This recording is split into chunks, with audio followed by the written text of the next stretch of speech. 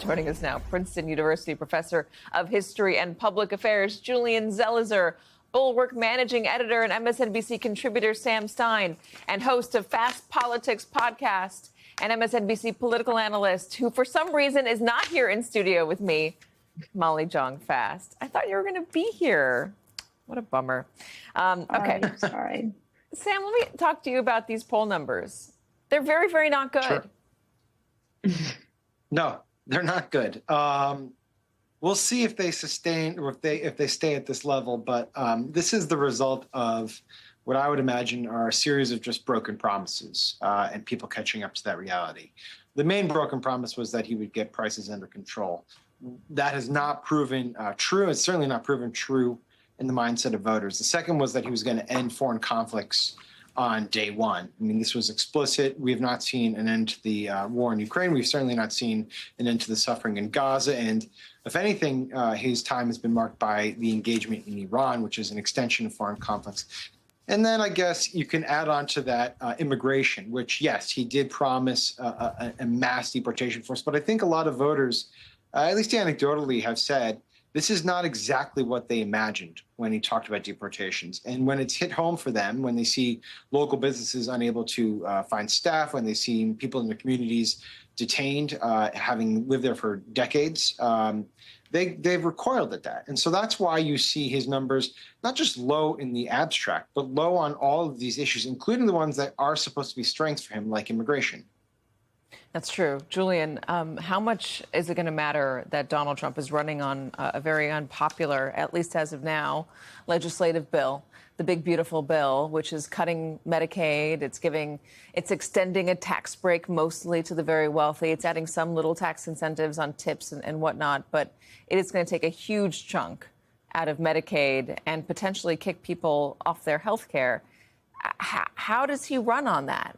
Well, I mean, Republicans are hoping the fact those are delayed until after the election will help, but the numbers suggest they won't. I think the broken promises are one part of this, but the promises delivered don't look so good. And even if those cuts are not happening yet, I think many voters in midterms, they tend to be more active voters, are reading about what's coming. This affects red states as much as blue states.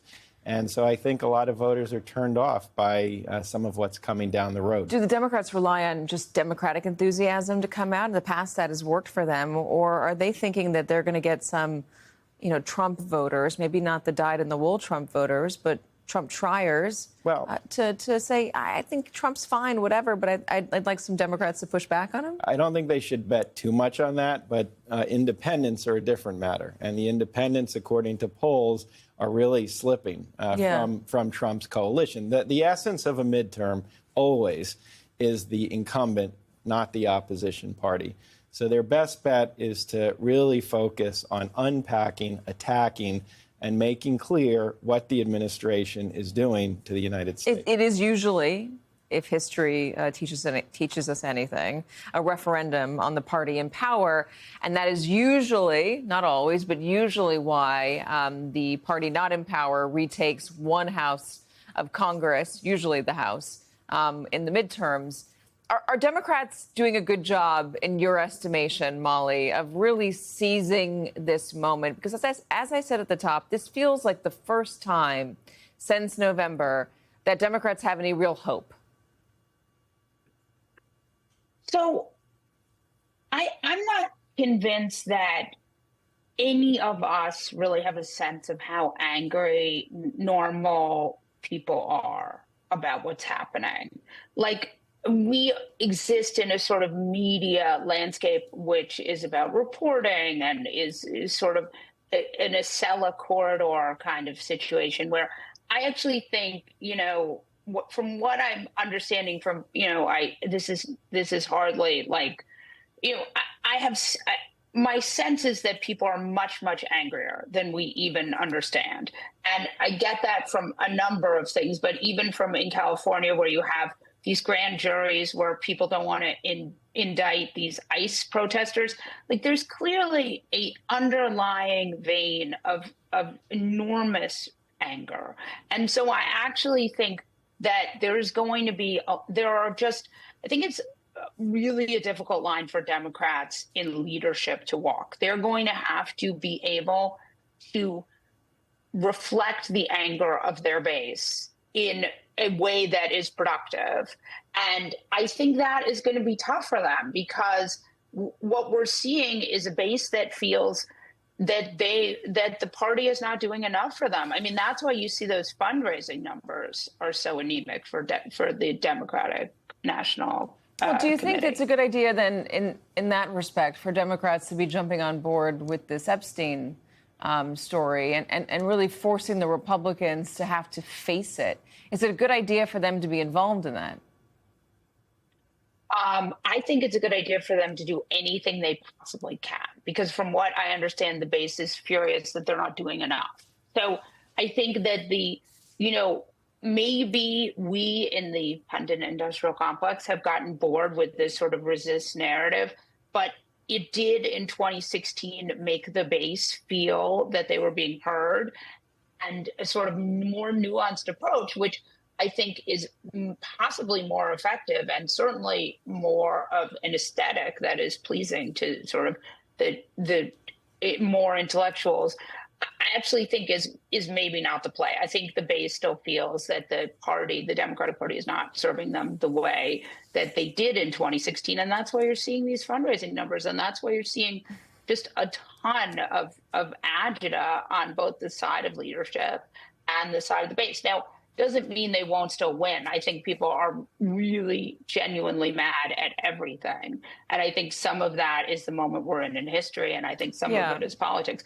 But I really see that. I think you're right about that. And not to jump the gun on that conversation, which we're going to have a little bit further in just a moment, let's focus on the anger that is coming out of the right, just in respect to Epstein. Clearly, there is a desire for more on Epstein among voters in Donald Trump's base, which is why we're seeing lawmakers struggle with this. It's why we're seeing subpoenas for Maxwell's testimony. It's why we're seeing people like Tim Burchett come out and say we need more information. They can't run away from it. They also can't vote against Democratic amendments to subpoena more information or to compel the DOJ to release information. Let me play a little bit from the Senate. This is an argument between Senator Markwayne Mullin and Senator Ruben Gallego. If Donald Trump really wants these files released, they'd be out already. Instead, he's orchestrating a cover-up, and he is not acting alone. What we're simply wanting to do here is give them cover. So if my colleague from Arizona actually wants transparency, then he would drop his objection to my resolution. Why is the Epstein stuff potentially the thing?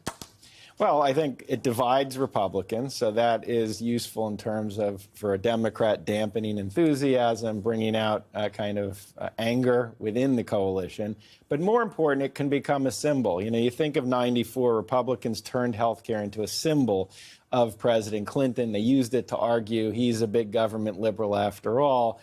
And I think the potential with this story, although Democrats have to be very careful with this one, is that it's a symbol that what President Trump has said is just not true to his own base. And there's something not trustworthy there, and that is expansion. Do you think it breaks the trust in Trump? No. I mean, and you can look at Democrats don't trust him already. Yeah. And most Republicans still are holding firm, but it hurts. It hurts. It erodes some of the trust. And look, we're talking about midterms with narrow margins. We're not talking about old-fashioned kind of margins of power. So you're just looking for incremental gains in a few seats. That could turn. Yeah, that's even how the presidential elections have been working in the past few cycles. It is very incremental. You're not seeing this. You might see a lot of red on the map, but the wins are slivers. It's exactly right. Julian Zelizer, really good to have you. Thank you for joining me in person. Thank you. Even though Molly ditched us for somewhere that looks quite lovely, actually. Molly and Sam, don't go anywhere. Julian, thank you.